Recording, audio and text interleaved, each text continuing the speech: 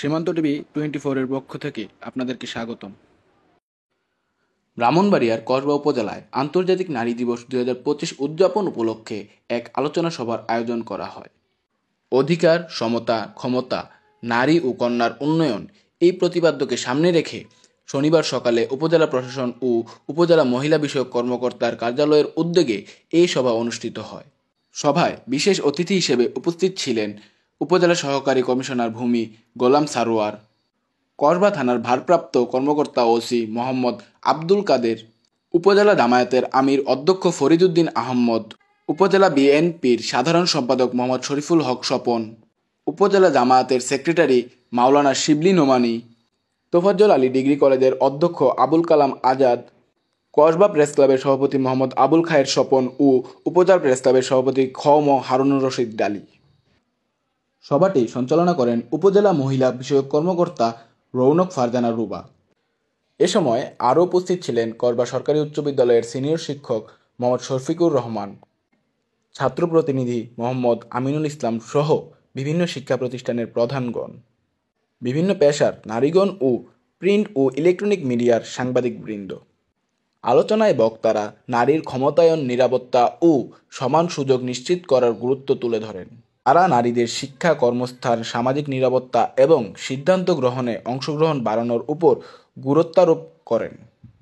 নারী দিবসের তাৎপর্য উল্লেখ করে বক্তারা বলেন, নারীদের সুরক্ষা ও অধিকার নিশ্চিত করা হলে সমাজে ইতিবাচক পরিবর্তন আসবে।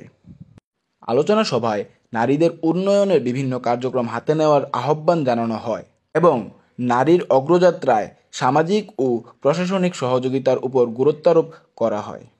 অধিকার, সমতা, ক্ষমতায়ন, নারী ও কন্যার উন্নয়ন। এখানে আমরা তিনটা বিষয় দেখছি: অধিকার, সমতা, ক্ষমতায়ন। তো অধিকার বিষয়ে আমাদের প্রত্যেকটা ধর্মে যদি চিন্তা করি, যেমন আমরা যদি আমাদের ইসলাম ধর্মে চিন্তা করি, নারীদের অধিকারটুকু অনেকে হয়তো না বুঝে বলে থাকেন যে ধর্ম নারীদেরকে পিছিয়ে রেখেছে। এটা আসলে ভুল ধারণা।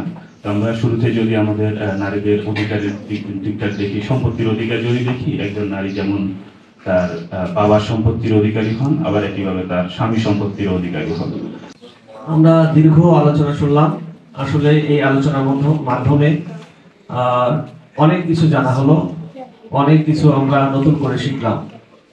তো যে বিষয়টা সবচেয়ে গুরুত্ব দেওয়ার, সেটি হচ্ছে যে আমরা যদি আয়ামে জাহেলিয়ার যুগে ফিরে যাই, সেখানে বলা হয়েছে যে একজন কন্যা শিশু যদি জন্মগ্রহণ করতো তাকে জীবন্ত কবর দেওয়া হতো।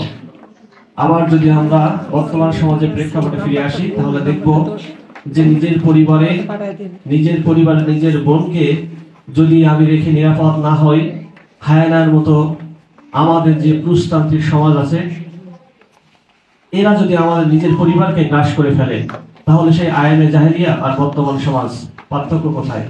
পার্থক্য হচ্ছে মন মানসিকতা। আমাদের নিজেদের মন মানসিকতা যতক্ষণ না পরিবর্তন হবে, ততক্ষণ উন্নয়ন হবে না।